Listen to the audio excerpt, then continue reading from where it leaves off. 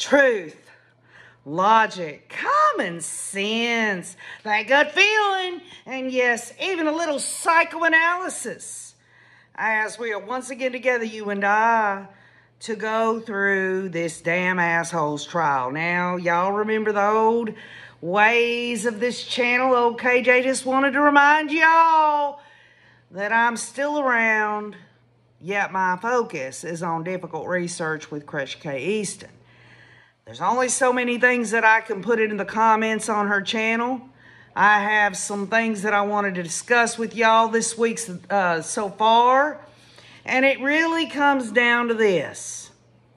The king and queen of the 144,000 that Chad and Lori believed themselves to be.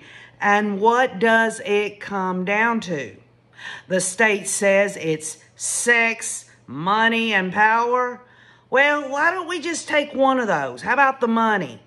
I can tell you right now as I sit here that the testimony has brought Chad Daybell to reality. Chad Daybell gets put into the back of a police car. Yesterday's testimony, I'm playing catch up here. And he wants to discuss his affairs, his financial affairs with his daughter, Emma. That's how it's really coming down to. The king of the 144,000, he says he is. And he is discussing his financials. Where was Chad Daybell after he murdered the children? Tammy helped take a shot at Brandon Boudreaux through Alex Cox. Well, it all really comes down to what was in Chad's mind about what was going to happen to him as he was sitting in that police car. But he also, he gives us a clue on what it's like for the queen. She gets $30 a week in commissary, according to Chad Daybell. He's letting Emma know that, you know, I put $30 on there every week. And Emma's like, yeah, I know all about this tailmate system. Me and Lori's been talking. Give me a break, y'all. The only reason Emma would even try to get along with Lolo there is because she's so dang brainwashed about her father. This isn't about love for your father. This is about a man that raised his kids where they can sit there and believe that their father had nothing to do with all these murders. But it's $30 a week that the queen gets to have on her commissary. What is she buying with that money? Is she buying yeast infection medicine? Is she buying, Q-tips? Douchebags? What the hell's the woman gonna do with $30? She gonna buy her some damn Twinkies? I'll tell you what, the last time I saw her in Arizona being booked in and her hearing there, she must have really invested in some freaking barrel roll rollers because she had her shit fixed and it wasn't because of braids either. So I'm wondering if the queen there is making do on $30 a week. And I guess Emma is continuing to this day to send her stepmother the $30 on the tailmate system. But then I guess Emma decided to do what Daddy wanted her to do, but she'll go on the freaking 48 hours and say none of this would have ever happened if Lori hadn't framed her father. Give me a break. But what, you know, we're talking about Chad and Lori and their divine mission and how this was ordained by their God. And I'm thinking, you got to have something going on in order to accomplish all the things that God wants you to accomplish, right? Then I figured out that, well, their God wasn't my God, but you would think that their God would at least give them the means. And they gave their God gave them mark means, but give them the means to take care of themselves, you know, so that they can be the king and queen and usher in the 144,000. They're turning translated and all that. Well, maybe they didn't got to buy food now that they don't have to eat or sleep or anything. They don't have to buy toilet paper, right? where they're going, the prison will make sure they have plenty of toilet tissue. They will be the TP queen and king. They're going to know what it feels like to squeeze one off every day of their life of that jail food that they're getting. But in terms of a divine mission, I guess their God didn't have a problem with Chad Daybell telling Emma that they still got car payments. How many cars they had? They had the Dodge Dakota. They had the Equinox. I don't know if there's a third car. They know there's two. He said car payments. So there are car payments that need to be taken care of. And according to Chad Daybell, he's telling Emma, when he's sitting there on the side of the road, June 9th of 2019, he's saying, well, the car payments are paid up till July the 15th. Well, he's letting Emma know that she's got just another month before she's going to have to start making car payments again. And he wants Mark, the one that's overseas in his mission, to get the Equinox. Of course, Emma doesn't want her own husband to know about any money. That shows you the kind of marriage she's got. In fact, I'll tell you, I'll go a step further. She would rather listen to her own father than her own husband. That's what I see. But yes, the king has got car payments. He's got an account that him and Lori, but he set it up in Hawaii because, you know, him and her, they were going to end up in Hawaii. That was where they were going to ride out doomsday. Give me a break. That's where they were going to be the rest of their days, hoping no one would say anything about those children. They wanted to live it out in Hawaii. That's what Lori wanted. Chad don't know anything about Hawaii. He lived his ass in Utah and Idaho. He just wanted to be where she was at. And y'all saw her sitting on the chair when they served her with those papers in her turquoise bikini. That dang horn dog. Oh, I get to go to Hawaii. She's going to be in a bathing suit all the time. And we got yoga mats. And we're going to just have this wonderful life, right? But he had an account in Hawaii. And now, whatever's in that account, I'm sure Emma has gotten a hold of. But, you know, that money was supposed to be for their big Hawaiian adventure, their life together. Don't you know? The bottom line is that is over and out. Then Chad, the king of the 144,000, who is so divine and everything, he lets Emma know that there's about $265 worth of gift certificates left in the Amazon account, and even talks about, you know, that account is Elena.com. Elena, you know what that's all about, y'all. That's his other role-playing hooker there. Lori gets to play Elena, Lily, Lolo, Lolly, whatever Chad Daybell's heart desires, because Lori's going to damn spread her legs and delve it out to Chad whether he can feel it or not. So, Chad the king, he leaves $265 worth of gift certificates for his children. Isn't that special? And then, of course, Chad wants Emma to know that there's a mortgage on the house. And that's going to be, you know, you're going to have to pick up the payments after July 1st. Well, there you go, y'all. He's on the side of the road June 9th. The end of the month, she's got another mortgage payment to have to deal with. And he wants her to move into the house and all this and that. You know what's strange about it? Is he's telling her, go move into my house and everything. Does she not even care what her own husband wants? She's too busy saying, I was so independent, Dad. You taught us to be independent. Not like Kobe. Y'all know what I'm talking about. She would have never said that about Kobe if Chad and Lori hadn't said something to her about how Kobe mooches off of them. You can be sure of it.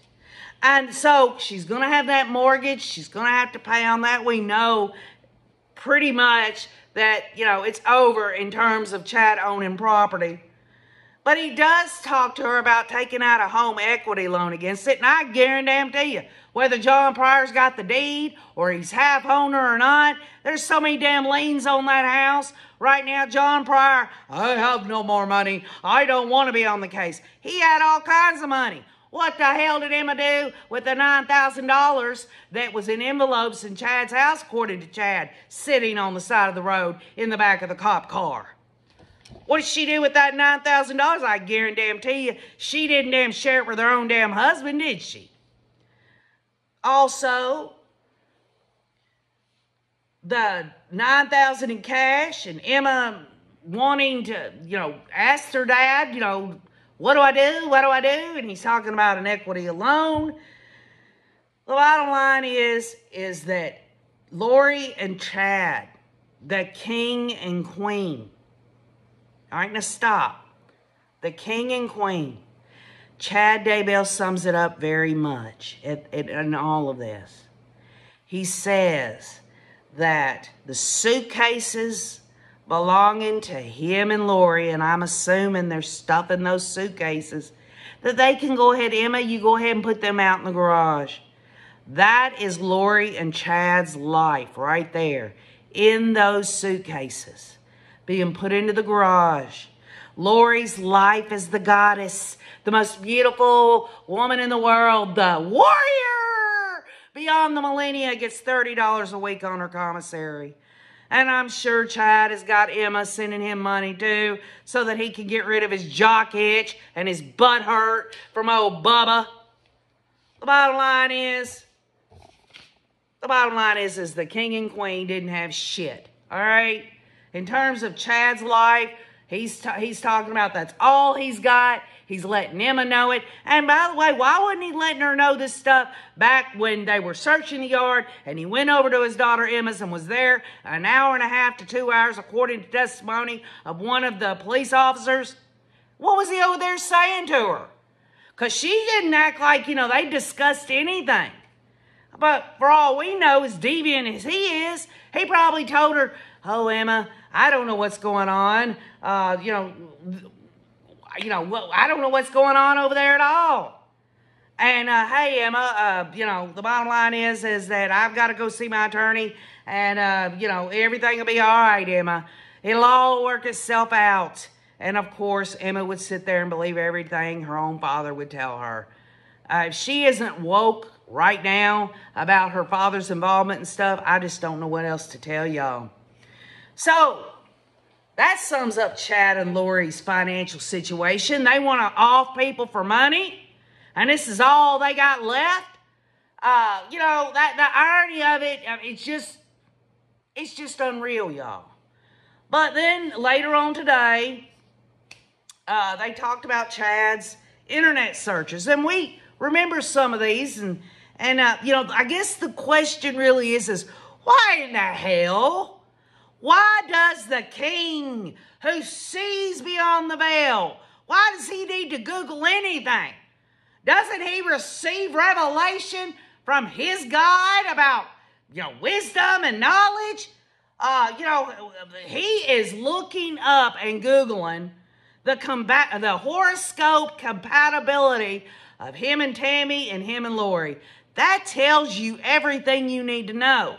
Number one, why does he have to look online to find out whether his horoscope lines up with Tammy or Lori? I thought he already had it worked out. Or, what? Is he, after all this time of banging Lori behind his wife's back, he's got to ask the question to a Google search engine on whether he should stay with Tammy or Lori? It'd be different if he Googled, I need to know if I'm compatible with Lori. No, he wanted to know between both women, and I guarantee you, if he'd have had his way, he'd have had them both in the household, doing the polygamy shit. But that's not how Chad was able to do things. Chad obviously had to go beyond the veil, beyond revelation, to the almighty Google engine. You know what I'm saying? So you gotta Google it, Chad. That's where you're going to find your answers. Then some of his Google searches, which is something kind of new to me, and maybe I missed it last time around, but it was Chad Daybell in all of the information that really started searching out Malachite. Now, it's my opinion that perhaps Zulema probably said something to Chad about it, But I don't believe Lori did. I think Chad started out with the Malachite crap because he was already into all that pendulum swinging shit. He probably had his own damn Sears stone. He had his own top hat, like Joseph Smith, where he just, I will just stick my hand in this hat and I will know everything I need to know. Give me a break.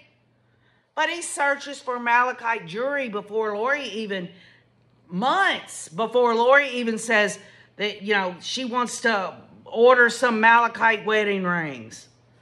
And then, of course, the big thing about Ned Schneider and Hiplos, nobody could really, today in any testimony, whether it was direct or cross, whether it was Chad or Lori that brought up the Ned Schneider and Hiplos stuff, but we all know, common sense says it was Chad that come up with these names.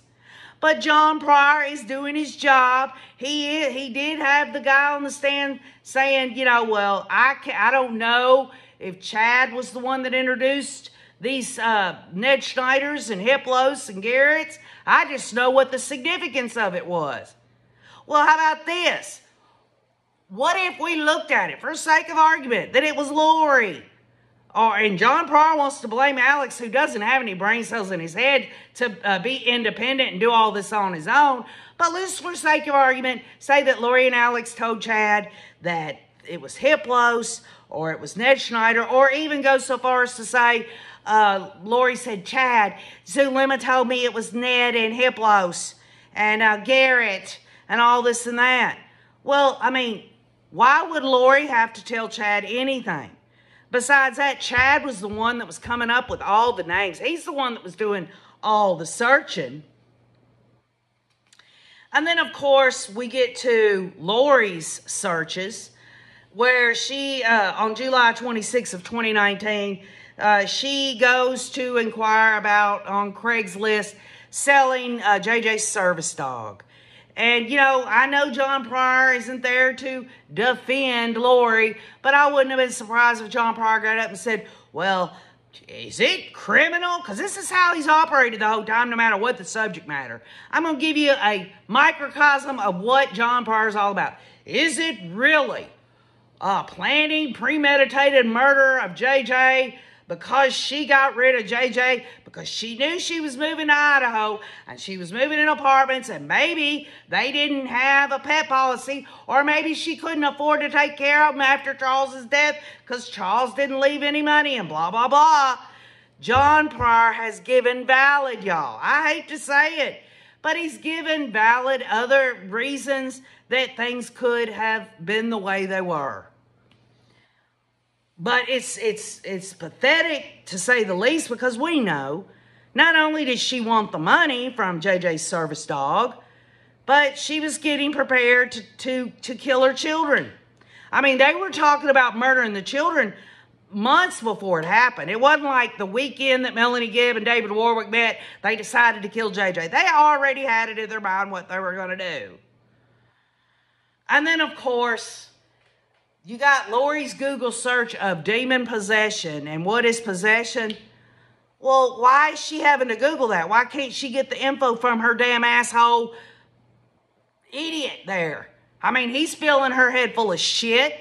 Why is she, and if Chad isn't explaining it to her, why can't she get her own personal revelation? Or better yet, stick to that Book of Mormon. Find out all about demon possession, Lori. You don't need to put anything into a Google engine. Give me a break, y'all. And then on September 30th, Lori searched, September 30th, 2019, how to get the back seat out of a Jeep Wrangler. Y'all, the forest through the trees, these jurors have got to know. I can't believe that the state did not play the actual video of the storage unit of Chad and Lori and showing Chad pat Lori on the ass. Oh, John Pryor comes up with this valid thing. Well, it was his girlfriend. It was his mistress. He was just trying to help her move a tire in a seat. He didn't know this was going on. Give me a break, y'all. The bottom line is this. I told all of y'all. Y'all remember it, raise you do. I said because they didn't charge Chad Daybell in Arizona, John Pryor was going to harp on it and harp on it and harp on it. And that's exactly what he's done. We also know that Lori searched for wedding dresses on the day of Tammy's funeral. And I'm sure that day Chad was super busy putting on his freaking crocodile tears to everybody and acting like a damn asshole idiot about how, we're going to miss Tammy and all this and that. And he's got all this attention to all these people that knew Tammy, and Lori can't stand it that Chad has to at least pretend to, really mourn at this funeral and everything. It's so absolutely pathetic that Lori would be looking for wedding dresses on Tammy's funeral day. How disrespectful is that? And yet, in her sentencing hearing, Tammy and I are real good friends. Yeah, y'all. Y'all know better than that. So, after those searches on direct examination, John Pryor cross-examined them. And Chad, he was not implicated. This first thing that's come right out of the gate with John Pryor, he's not implicated in Charles's murder or the attempted murder of Brandon Boudreaux. He wants to make that perfectly clear. But then John Pryor asked this question, and I would love the answer to it. And in all actuality, as much as I cannot stand John Pryor, it was a very good question. It's why aren't they doing Google searches of Melanie Gibb and David Warwick? And y'all, this is a preview.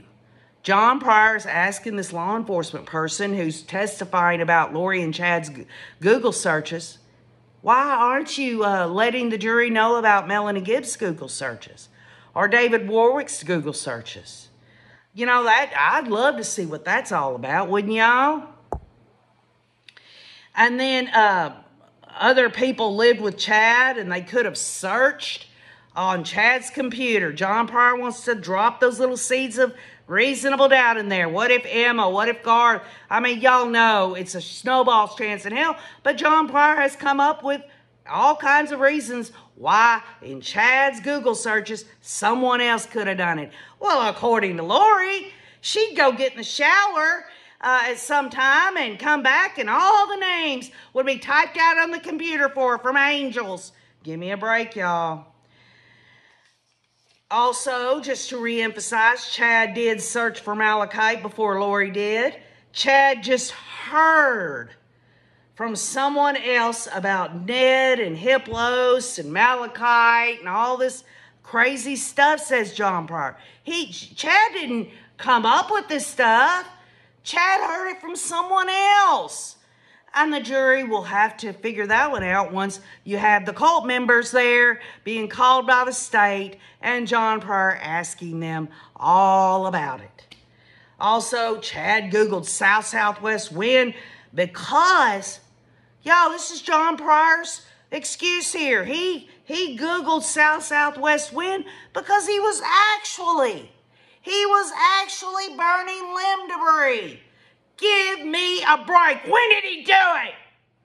When did he do it? He didn't do it before Alex was over there with him chopping up Tylee and burning her and burying her. And he didn't do it after because he'd be like, what's this fire doing out here? Y'all, John Pryor is absolutely pathetic.